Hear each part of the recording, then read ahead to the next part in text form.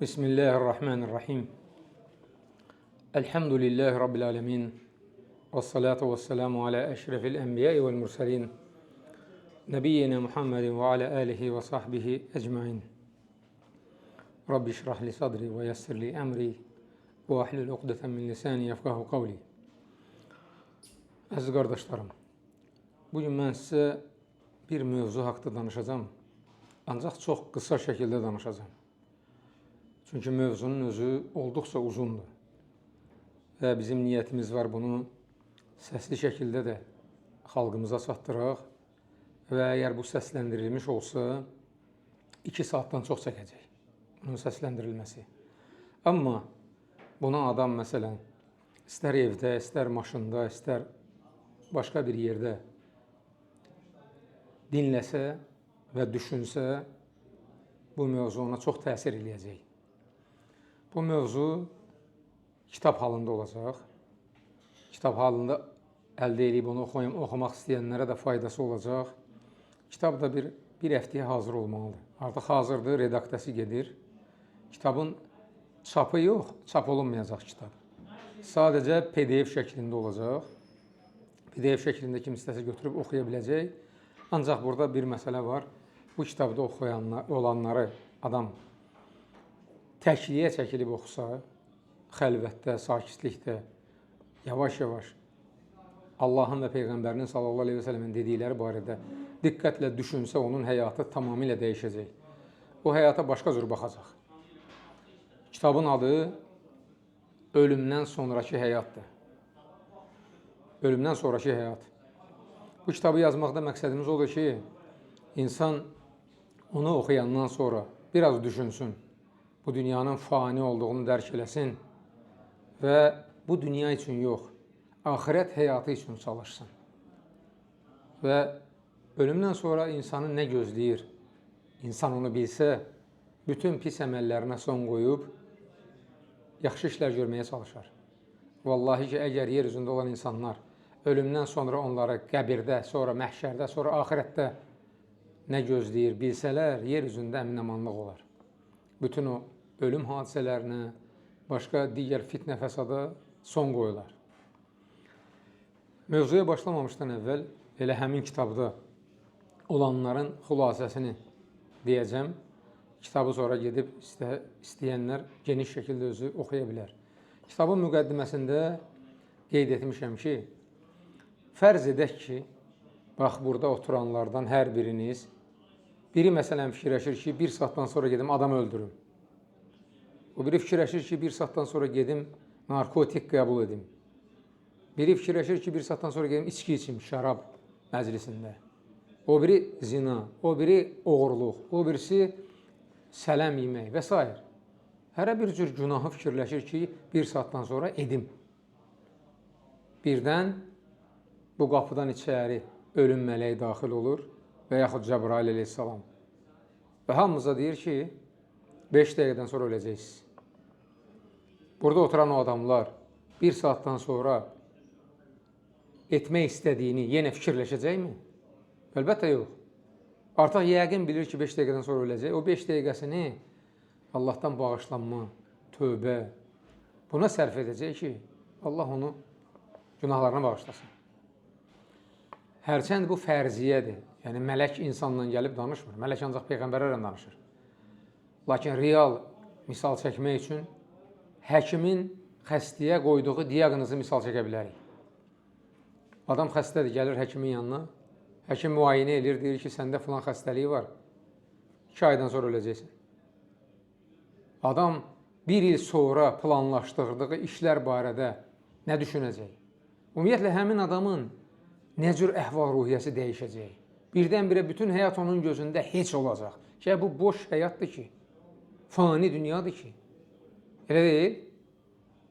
Axı, Peyğəmbər sallallahu aleyhi və səlləm bizə deyir, bütün ləzzətlərə son qoyan ölümü tez-tez xatırlayın. Bax, bu kitab onun üçündür. Kitabı oxuyub ölümü xatırlayaq ki, o ləzzətlər bizim gözümüzdə böyük bir şey kimi görsənməsin. Bunlar böyük bir şey deyil, bunlar fani dünyadır. Əsl ləzzətlər bizi qarşıda, axirətdə gözləyir. Cənnət neymətləri, cənnətdəki hurilər, Allahın razılığı, Əsl nemətlər bunlardır. Bax, bu kitabda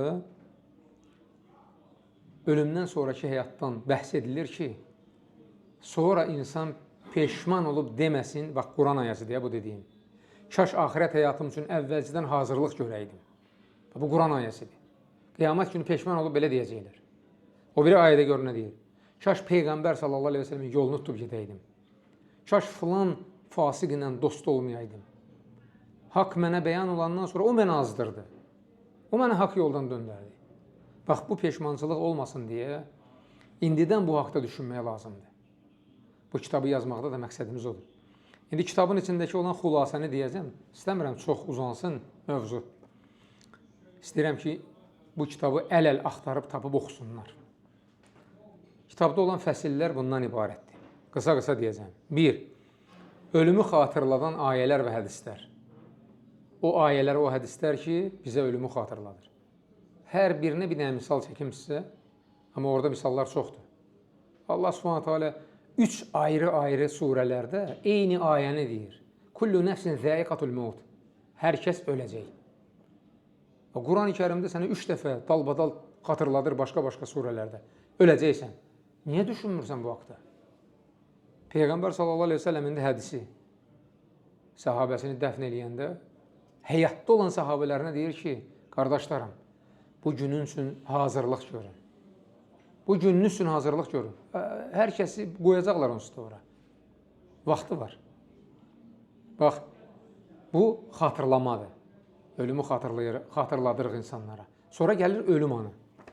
Ölüm anı da bir 5-6 səhifə orada dəlillər zikr eləmişik. Ölüm anında o can verən adam bir nöqtəyə baxır. Çox adam bilmir ki, o nəyə baxır və nə gözləyir, kimə baxır. Amma biz müsəlmanlar bilirik, çünki Quran-ı Kərimdə 2 dənə ayrı-ayrı ayə var. Mömin adam baxır cənnətdən gələn mələklərə, onlar onu cənnətlə müjdələyir. O birisi isə kafir, müşrik, münafiq, zalim, onlar baxır cəhənnəmlə gələn mələklərə, onlar da onu cəhənnəmlə müjdələyir. Bu Quran ayəsidir. Quranda hər ikisinə dəlil var. Və mömin adam çox rahat gedir. O müjdəni eşidəndən sonra gülümsəyərək hətta canı rahat tapşırır. O biri isə istəmir ölmək. Biri ki, onu qarşıda nə gözləyir. Biri ki, onu qəbir əzabı, sonra da cəhənnəm. Ona görə ölmək istəmir. Bağırır, qışqırır, gözləri bərəlir və s. Amma axırda onsuz da ölür. Və Peyğəmbər s.ə.v onun ölümünü, ruhun bədənindən çıxmağını tikan yaşıyunun içindən çıxdığı kimi ona bənzədir ki, elə ona əziyyət verə-verə çıxır. Sonraki fəsil gəlir. Sonraki fəsildə artıq ölümdən sonraki həyata hazırlıq görmək. Buna hazırlıq görmək. Necə hazırlıq görək? Ruh bədəndən necə çıxır? Necə göyə qalxır? Sonra necə qayıdır? Necə sorğu-sual olunur onu? Bütün bunlar hamısı orada qeyd olunub. Və ən maraqlı oxucu üçün maraqlı olan o kitabda nə olacaq? Gözəl sonluğun 10 əlaməti. Hansı əlamətlərdən biz bilərik ki, təxmin edərik ki, bu adam cənnətlikdir. Bu adama gözəl sonluq nəsib oldu. 10 dənə əlamət var. Bir neçəsini deyəcəm, qalanını gedib özünüz oxuyarsınız. 1. Son nəfəsində la ilahe illallah demək. 2. Alnının tərləməsi. 3. Cümə günü vəfat etməsi. 4. Allah yolunda vuruşub şəhid olması. 5. Sərhəddə keşik çəkərsən şəhid olması. Və s. Gözəl sonluqlar var ki, bu sonluqlar əgər bizə nəsib olarsa, heç olmasa biri, axırımız yaxşı olacaq, inşallah. Sonra gəlir burada fəsil bərzəx aləmi. Bərzəx nə deməkdir? Bərzəx bu dünya ilə axirət arasında olan aləmdir. Yəni, insan bu dünyadan getdi, hələ axirət başlamayıb, qiyamət günü başlamayıb. O vaxta qədər qalacağı yer.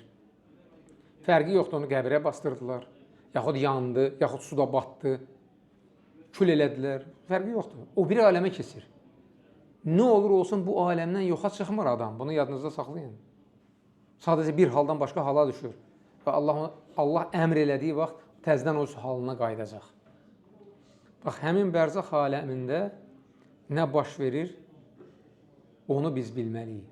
Bu haqda da orada geniş yazmışam. Və Peyğəmbər sallallahu aleyhi və səlləmin bir gözəl orada sözü var.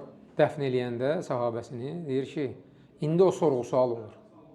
Birinci bərzəx aləmində, bərzəx aləminə qədəm qoyan kimi nə baş verir? Birinci sorğu-sual. Rəbbin kimdir? Dinin nədir? Peyğəmbərin kimdir? Bu sorğu-suala cavab vermək istəyən adam bu gün həyatda ikən Rəbbini tanımalıdır. Peyğəmbərini tanımalıdır sallallahu aleyhi və səlləmi. Dinini yaşamalıdır. Onda o suallara cavab verə biləcək. Üçüncü gəlir, bu dəhşətli bir yerdir o kitabın. Onu oxuyanda hər bir müsəlmanın canına qorxu düşəcək. Qəbr əzabı. Peyğəmbər sallallahu aleyhi və səlləm, Allah Teala bizə qəbr əzabından bəzilərini xəbər verib. Yoxsa ki, qəbr əzabı çoxdur. Bizə məlum olmayan əzablar da var. Müşriklər, kafirlər, münafiqlər o heç. Qəbrə qoyulan kimi əzab başlayır. Qəbir sıxır onları, başına elə bir zərbə vurulur ki, çəkicinlə. Bütün aləm onun səsini eşidir. Cəhənnəmdən bir qapı açılır, cəhənnəmin istisi, iyisi onu vurur və qiyamətə qədər əzab çəkir qəbirdə. Bu müşrik, kafir, münafiqlər bu o tərəfə. İndi gələk müsəlmana. Müsəlman da qəbirdə əzab çəkə bilər. Səbəbləri var. Və orada hədisləri qeyd eləmişəm. Qısa şəkildə deyəcəm, kimlərə əzab verilir. Bizə məlum olan əzablara. Diqqət edin, qardaşların arasını vuranlar, təmiz adamlara şər yaxanlar, yalan danışanlar, namazı vaxtında qılmayanlar, üzür olmadan orucunu açanlar, zinakarlar, sələm yeyənlər, ayaq yolunda təmizlənməyənlər, insanlara yaxşı işlər görməyi buyurub, amma özləri onu eləməyənlər və s. Bunlar hamısı qəbr əzabından düçar olacaq. Sonra həmin kitabda gəlir, qəbr əzabından qurtulmağın yolları. Niyə ki, qəbr əzabından qurtulaq? Bir, əsas budur, təvhid. Allahın tək ilah olduğunu qəbul etmək. Namaz qılmaq, oruç tutmaq, zəkat vermək, salih əməllər etmək, həmçinin şəhid olmaq Allah yolunda və s. Bunlar hamısı qəbr əzabından insanı qoruyan amillərdir. Sonra gəlir dirilmə. Qiyamət günü insan necə diriləcək? Büzdüm sümüyündən, qalxacaq qəbirdən, sonra məhşərə gələcəklər, Yaradanın huzurunda duracaqlar və haqq hesaba başlayacaqlar. Məhşərdə baş verən hadisələr 10 dənə hadisədir. Birincisi, insanlar ayaq üstə duracaq. Tərpənməyəcək yerindən, haqq hesab qutaranacaq. Həyəcan və qorxu içində. Axıra kimi. Həmin o ayaq üstə durmaq müddəti nə qədər çəkəcək? İkinci mərhələ. 50.000 il. 50.000 il. Amma o vaxtı həmən o bir gün kimi keçəcək. Amma bizim saydığımız 50.000 il. Çünki hədisdə elə gəlir. Bizim bildiyimiz 50.000 il. Haqq hesab gedəcək. Üçüncü mərhələ gələcək. Peyğəmbər sallallahu aleyhi və səlləm gəlib bir qism insanlara şəfaətçilik edəcək. Allaha yalvaracaq ki, Allah onları bağışlasın. Dördüncü mərhələ gələcək. İnsanlara onların etdikləri əməllər ərz ediləcək. Qarşısına əməl dəftəri qoyacaq. Bax, gör, nə eləməsən? Sağ tərəf sahibləri, möminlər yaxşı əməllərini görəcək, sevinəcək. Sol tərəf isə peşman olacaq ki, bu həyatda niyə yaxşı işlər görmürdün? Sonra gələcək, sonraki mərhələ tərəzi qoyulacaq. Əməlləri çəkən tərəzi. Yaxşı əməl, pis əməl. Kimin tərəzisi ağır gəlsə cənnətə gedəcək. Kiminki yüngül gəlsə cəhənnəmə gedəcək. Sonra 6-cı mərhələ gələcək ki, artıq əməllər də, haqq hesab da qurtardı. Hərə özünə oxşarları ilə həşr olunacaq. Möminlər peyğəmbərlərin yanında olacaq. Hər peyğəmbərin qövmü onun yanında. Müşriklər müşriklərlə, kafirlər, münafiqlərlə, əyyəşlərlə, zinakarlar, qumarbazlarla. Belə bir yerdə, bir dəstə şəklində kimisi cənnətə, kimisi cəhənnəmə gedəcək. Sonra cənnətə doğru yol, amma zülmət qaranlıq olacaq. O yolla möminlərdən nur olacaq axı, dəstəmaz aldıqları əzalar nur saçacaq. O yol göstərəcək cənnətə. Amma müşriklər, kafirlər, münafiqlər bunlara nur olmayacaq deyə kör-köranə gedib körpədən düşəcəklər cəhənnəmə. 8-ci mərhələ gələcək, o körpünün üstündən ki, cəhənnəm, altda cəhənnəmdir, üstdə körpü, o tərəf cənnətdir. Bu tərəfdən o yana keçən möminlər ki var, hər mömin keçəndə Peyğəmbər s.ə.v deyəcək ki, Allahım, xilas elə onu. Kim layiqdirsə xilas olmağa, xilas olacaq, cənnətə tərəf keçəcək. Kim layiq deyilsə cəhənnəmə düşəcək. Günahından yuyulub sonra cənnətə gələcək. Cəzasını çəkib sonra cənnətə gələcək. Və 9-cu Qantara deyilən yer var. Yəni körpünü keçdi, cənnətin qarşısında Qantara ərəbcə buna Ərasat deyilir. Boş sahədir. Orada hamı dayanır ki, müsəlmanlar öz aralarında məzlum zalimdən haqqını alsın. İkimiz də müsəlmanıq, amma sən mənim haqqıma girmirsən. Mənim qeybətimi eləmirsən. Mənim malımı qəsb eləmirsən. Məni vurmusan. Mənə qiyamət günü bunun cəzasını necə ödəyəcəksən? Öz savablarınla. Öz savablarınla ödəyəcəksən. Haqq hesabı çəkiləcəksən. Və nəhayət haqq hesab bitdikdən sonra sonuncu, kimisi cənnətə, kimisi cəhənnəmə gedəcək. Bu kitabda, yəni bu dediklərim hamısı 100 səhifənin içindədir. Çox maraqlı orada hədislər, ayələr gedib oxuyarsınız.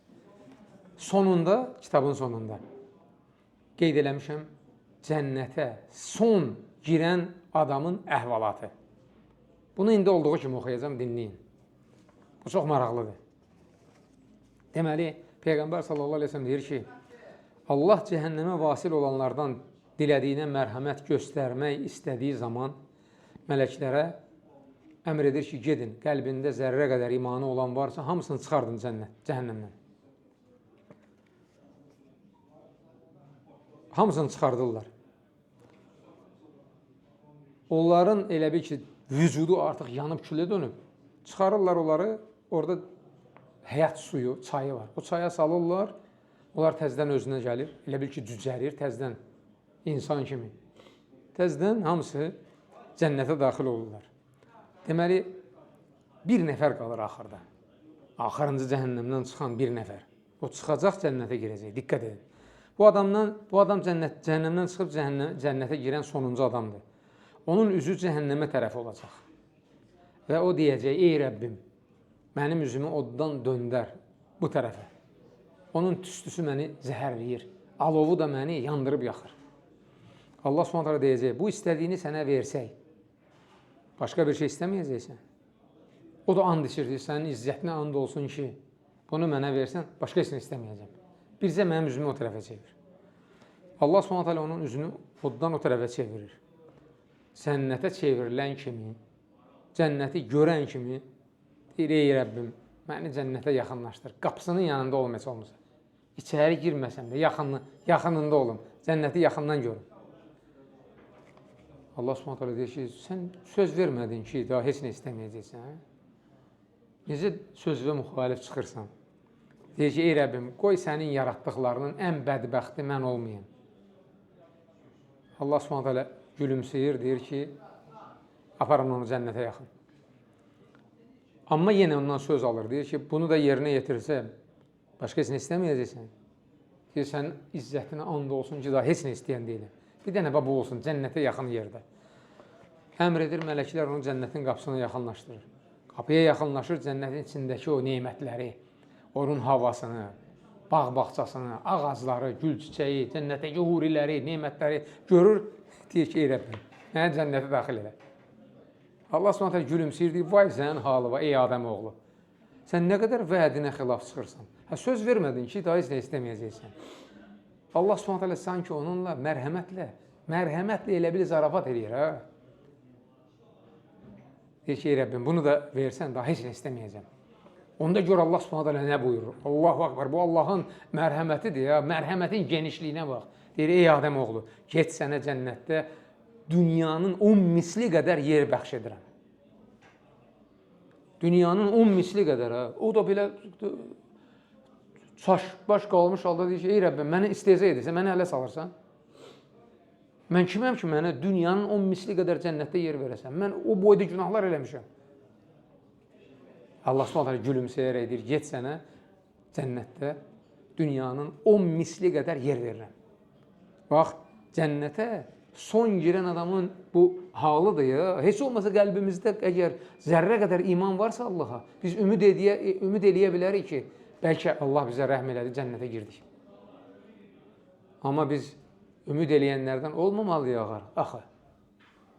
Biz xeyirxah işlərdə bir-birimizi ötməyə çalışanlardan olmalıyıq. Kim daha çox xeyirxah iş görəcək?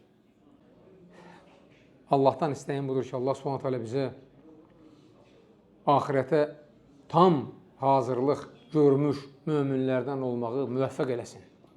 Bu dünyadan mömin kimi köçməyi, möminlərə qovuşmağı, onların cərgəsində cənnətə daxil olmağı nəsib eləsin. Hamımız üçün İbrahim Aleyhisselamın bizə öyrətdiyi dua ilə Allaha dua edib deyirəm. Rabbi həblənə hukmən və alhiqnə bis salihin və cəllənə lisanə sidqin fil axirin və cəllənə min vərəsəti cənnətin nəim. Ey Rəbbimiz, bizə çoxlu hikmət, elm bəxş et. Bizi əməli salih qullarına qovuşdur. Sonra gələn nəsillər bizi həmişə xoş xatirələrlə yad etsin deyə bizə gözəl ad qismət elə və bizi nəim cənnətinin varislərindən et. Subhanəkallahumma və bihamdik, əşhədu ən la ilahə illə ənd, əstəğfiruka və atubu ileyk.